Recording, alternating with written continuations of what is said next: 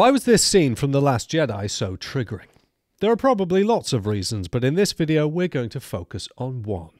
Swords are never just swords. Swords have a deep symbolism in stories which cannot easily be dismissed. They're more than tools. They incorporate aspects of the characters and are often crucial parts of the plot. It's arguable that when there's a sword in a story, the sword is the story.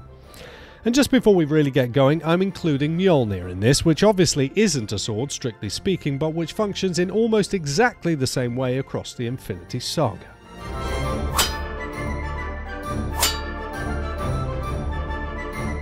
Okay, so first and least controversial, the sword is the observable means by which we understand the integrity of the hero.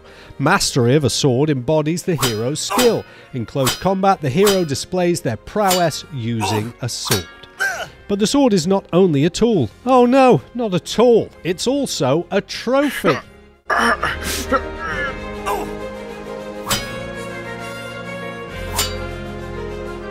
In proper sword stories, they not only demonstrate worthiness, but are the reward for it.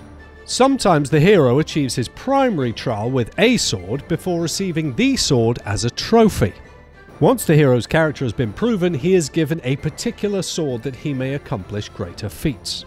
Swords like this must always be given or bestowed. The hero may desire such a sword and even ask for it, but cannot grasp for it. They receive the sword as both honor and duty.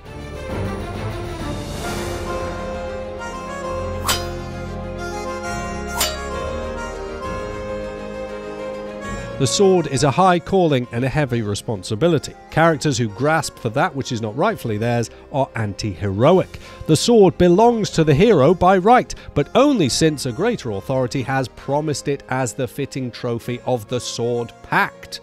The sword is earned. Having achieved this, they own and wield the sword as an extension of their integrity. The wielded sword is the hero's domain. The hero makes a difference in the external world by means of it. They must not bear the sword in vain, but continue to extend their integrity in wider judgments. The hero must be one who governs well and who judges the world with justice.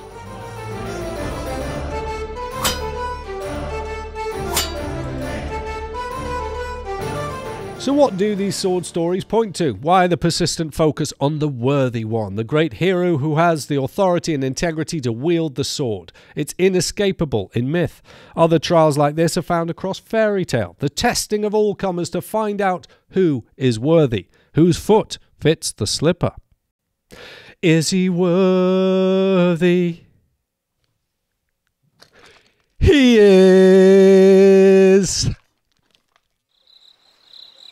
The great question in Revelation 5, when we're given a glimpse into the throne room of the third heaven, the great tension that must find release, the problem which causes silence and weeping before the celestial creatures is, who is worthy to take the scroll and open its seals? Only the one who is the word of the Lord, the one who with his blood purchased men from every tribe and tongue and nation, the Lamb who was slain. Biblically speaking, the sword is often used symbolically. It represents the Word of God.